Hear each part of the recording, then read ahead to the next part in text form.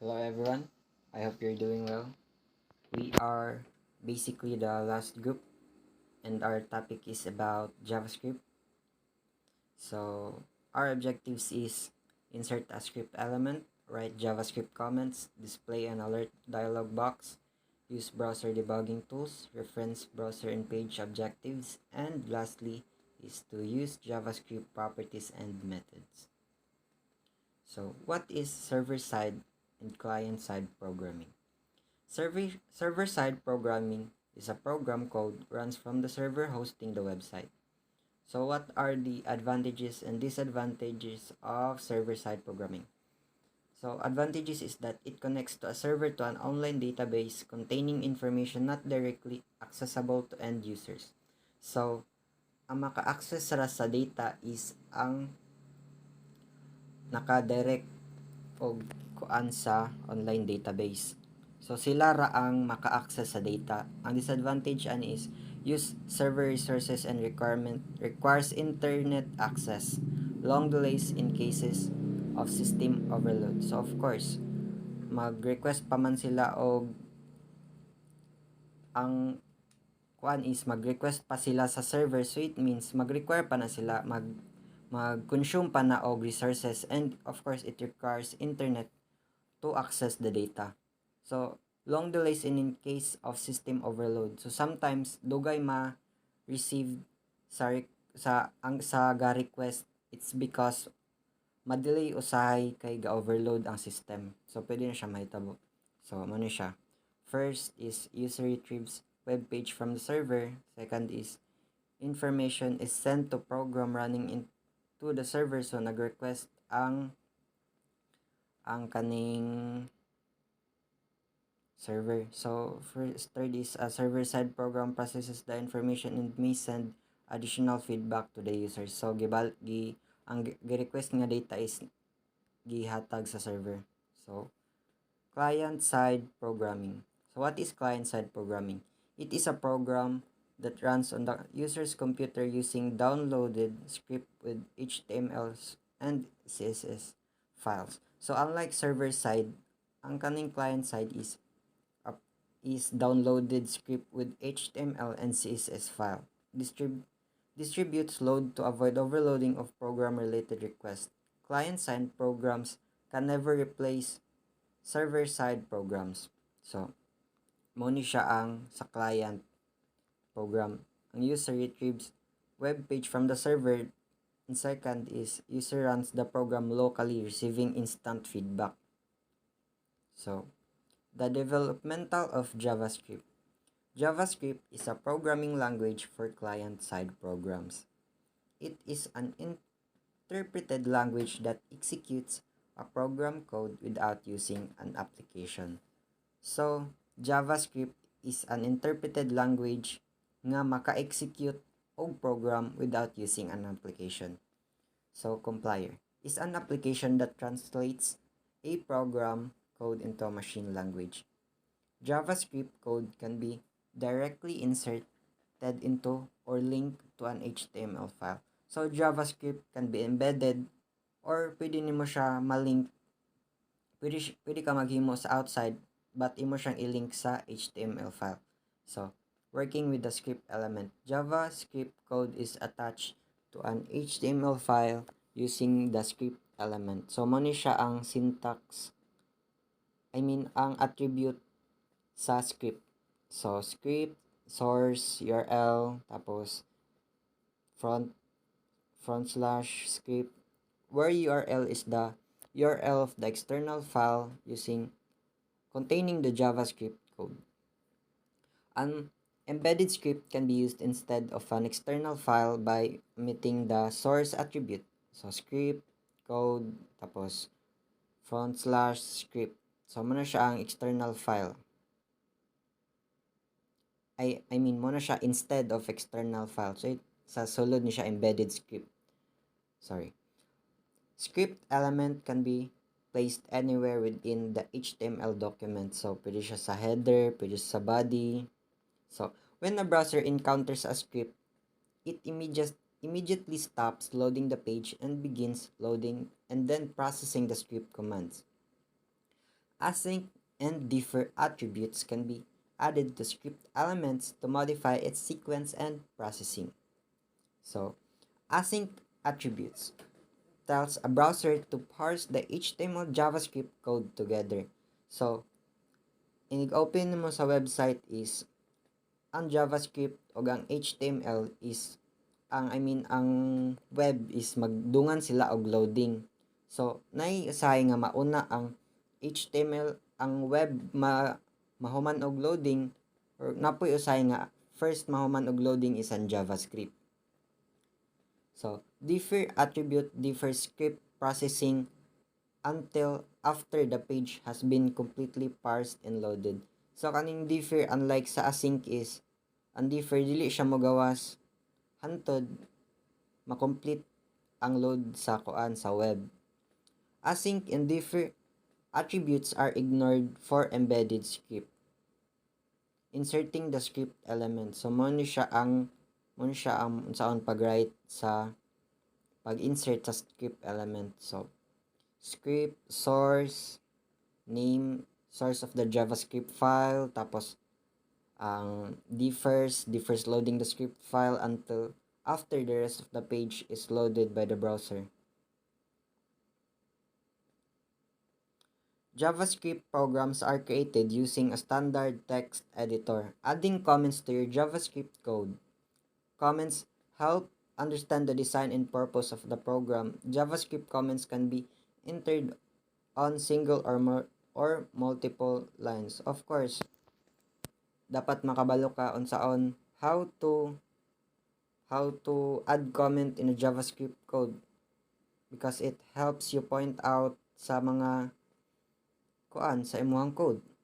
So, man siya ang syntax. So, syntax of a single line comment is as follows. So, kabalo naman siguro tani sa sa syntax sa aning mga comment. So, double front slash ang comment. Tapos, syntax of multiple lines comment is as follows. Tapos, mo ni siya ang syntax sa multiple lines. So, ang sulod ani niya ug padong ali is mo ni siya comment. So, creating a JavaScript program. Writing a JavaScript command. A command indicates an action for a browser to take. A command should end in a semicolon. JavaScript command. So, in writing a JavaScript command, it is important that nga mag-end na siya og semicolon. So, understanding JavaScript syntax. JavaScript is a sensitive case. Extra white space between commands is ignored. Line breaks placed within the name of a JavaScript command or a quoting text string cause an error. And that's all. So next reporter is about debugging your code.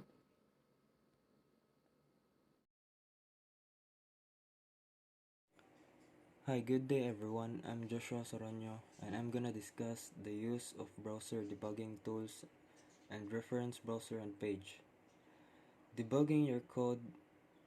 Debugging is a process of locating and fixing a programming error.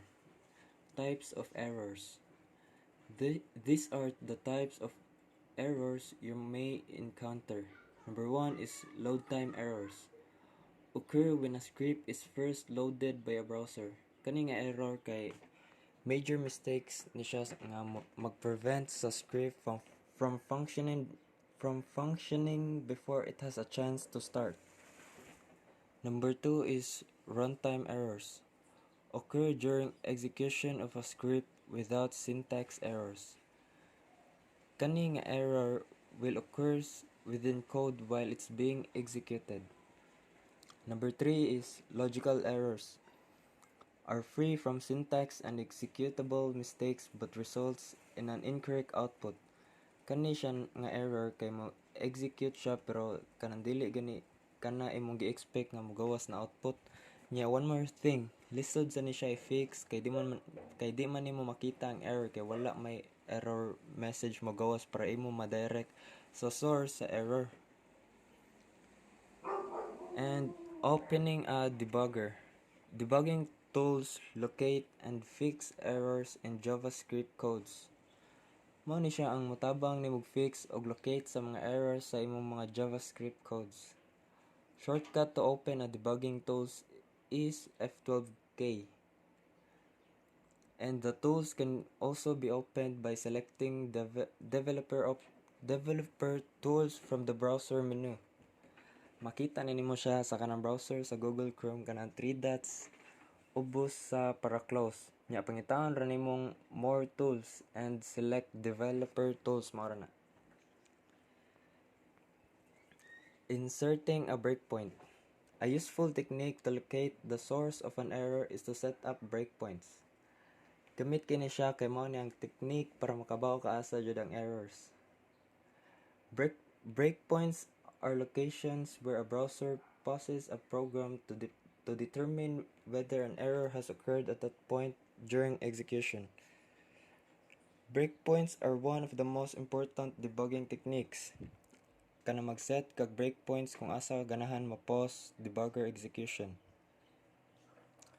Pareha ni dire. Ni-insert siya breakpoint nya ni stop og execute ang script. Pwede nimo ma-pause, pwede pa nimo ma-con at then. Applying strict usage of JavaScript.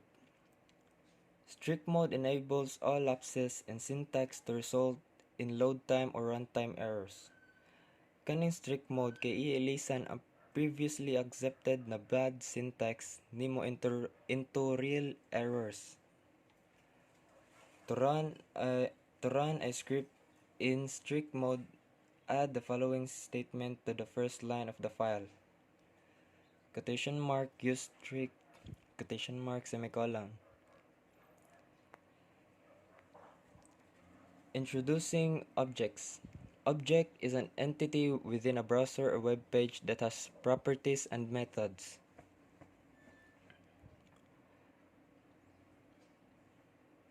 Properties define objects. Siya ang mo-determine or mo-identify sa objects.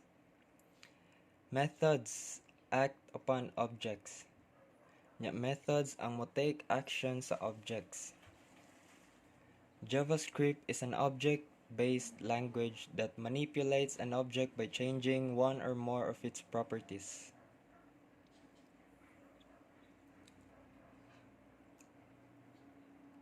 Types of JavaScript objects. Built-in objects. Intrinsic to JavaScript language, or it is essential to JavaScript language. Browser objects. Part of a browser. Document objects is a part of web document. And customized objects created by a programmer to use in an application. Browser object model and document object model organize browser and documents object in hierarchical structures respectively. For example, this object hierarchical structure nakasunod siya and naka-organize. Object references. Objects within the object ranking are referenced by their object names such as window, document, or navigator.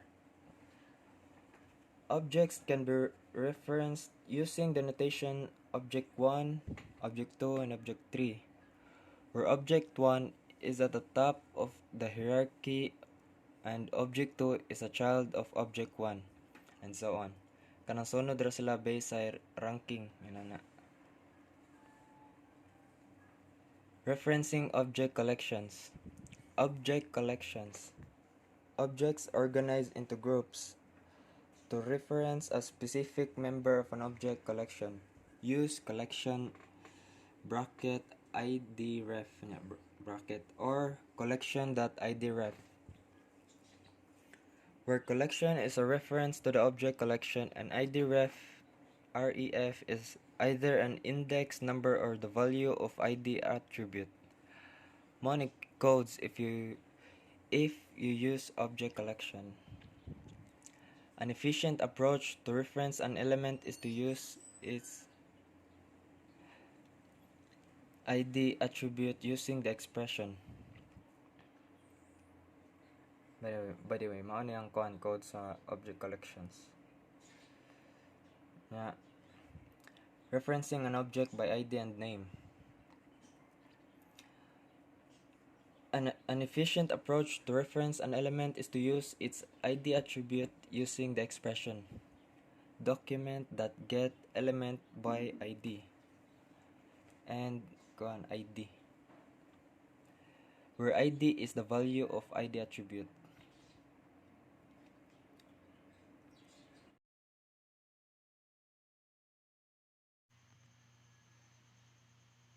Greetings everyone, my name is Jersel Franson Tubigan. I am a member of Group 7 and I'm here to present my assigned topic, which is displaying alert dialog box. What is an alert dialog box? An alert dialog box is a special dialog box that is displayed in a graphical user interface when something unexpected occurs that requires immediate user action. When an alert box pops up, the user will have to click OK to proceed. So beside the text, here we can see an example of an alert dialog box. So when do we use the alert dialog box? An alert dialog box is mostly used to give a warning message to the users. For example, if one input field requires to enter some text but the user does not provide any input, then as a part of validation, you can use an alert box to give a warning message. So this is how you apply the alert dialog box. So this here is the function. So you need to write this in your JavaScript file, and this will be the output. As you can see, inside what is inside the parentheses will be the output. So let's go to our code. So this is the JavaScript file and this is the HTML file. So first you have to link these two. You have to link your JavaScript file to your HTML file, and then I have set this message or the send button to its function in JavaScript file that when I press it, it will display an alert dialog box. So let's see if it works. So here we get the website that, so let's fill this up.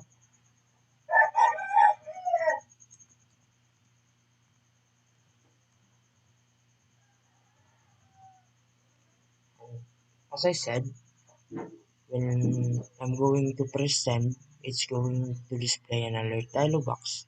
So let's see if it's going to display an alert dialog box. So yeah, it displayed an alert dialog box. Thank you for your service. So press OK, proceed. So as you can see, thank you for your service. That's all.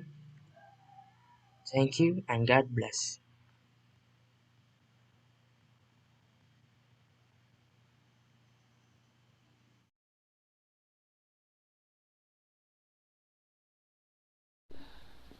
Hi everyone, my name is Jansidi Yusiko.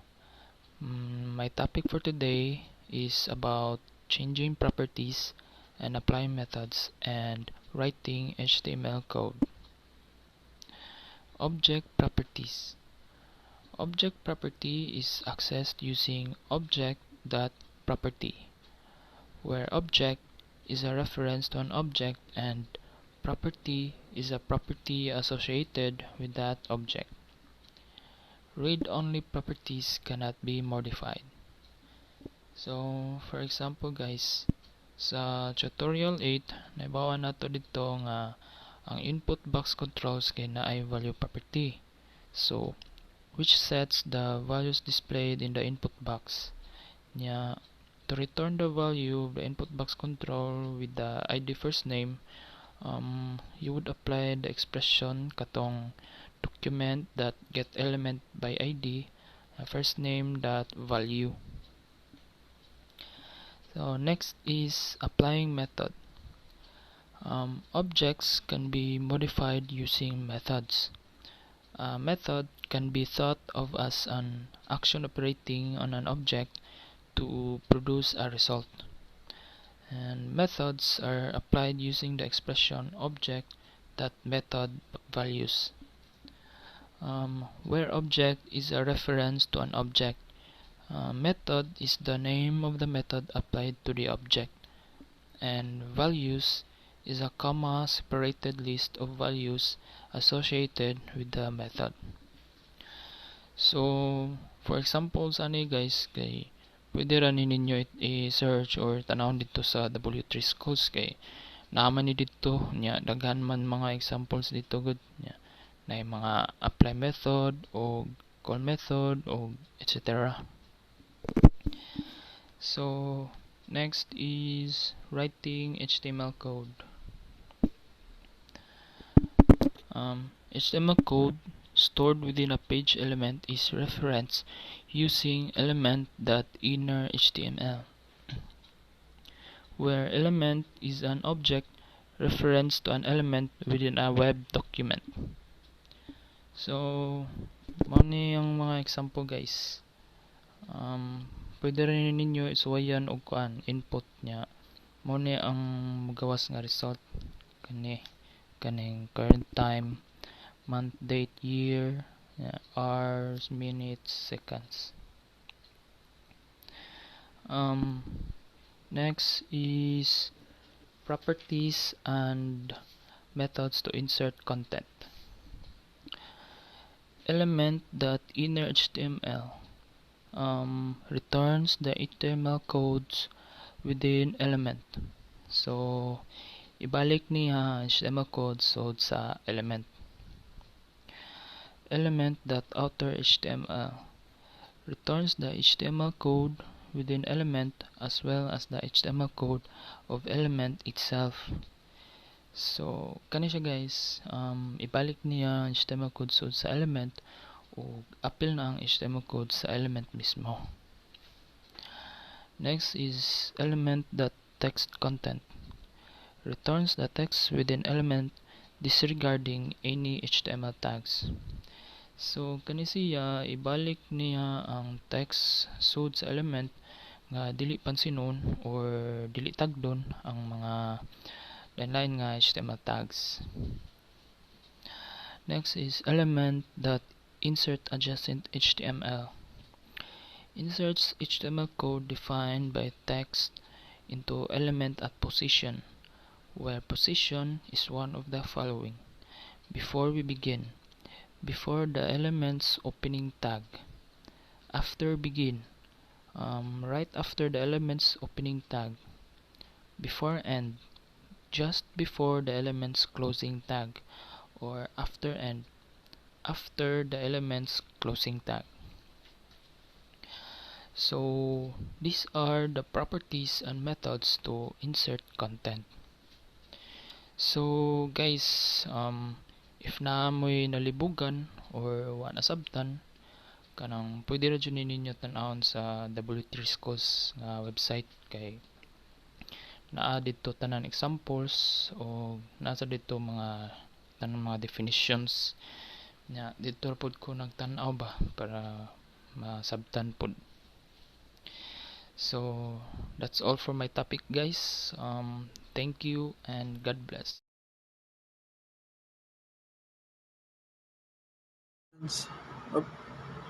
So operands and operands can be constant, a variable or function results. So mo siyang operands, variable or expression that operator act upon types of operator. So by na so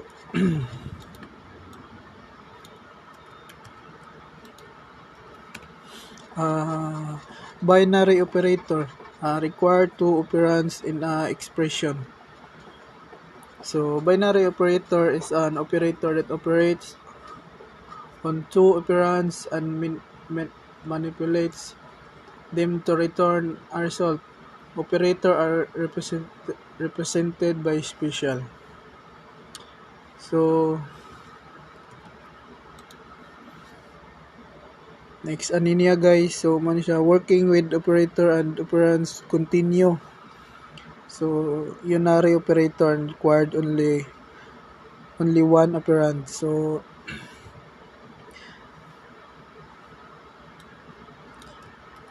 uh, increment operator positive increase the value of an operand by 1. So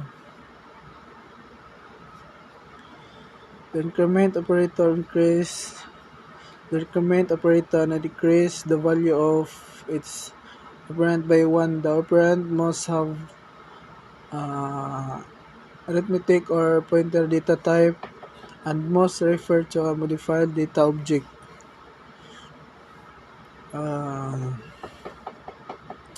Decrement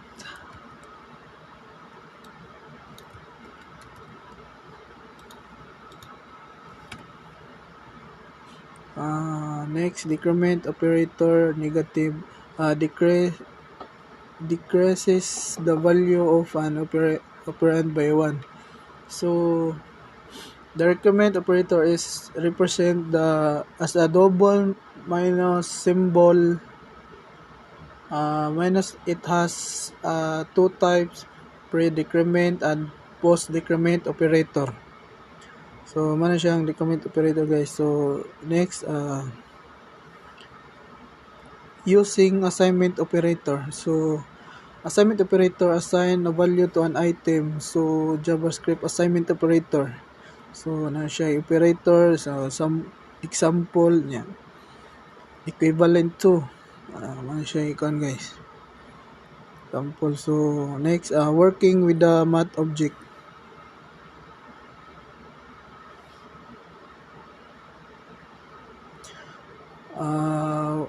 Math object built-in object used to perform mathematical tasks and store mathematical values. Syntax to apply a math method is math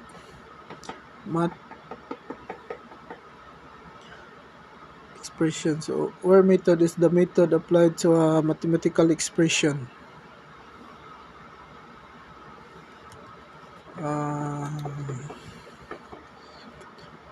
So working with the math object continue one. So method of the math object. So na siya method, description, example, return. So sa math method niya na sa math EBS. So return the absolute value of x niya sa example niya math EBX -5. So sa return niya na 5. So working with the math object continue to. So calculating the hour left in the current day. So calculate the functional part of the current day in terms in hours.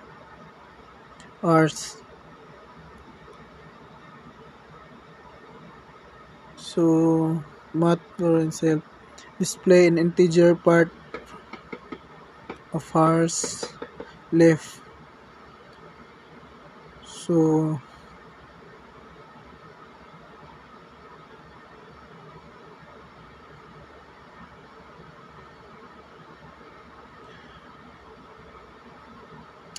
So using math constant. Math function refer to built-in constant stored in JavaScript math object. So syntax to access mathematical constant is a math where constant is the name of one of the mathematical constant support by math object. So using constant uh, math constant. So na siya ay constant, so description. Math is the base of the natural logarithm. So na siya kan guys. So working with JavaScript function. So sa function niya, collection of the commands that perform an action of return a value. A function name identify a function and a set of commands that are run with the function is called. So parameters variable associated with the function. So working with JavaScript function continue.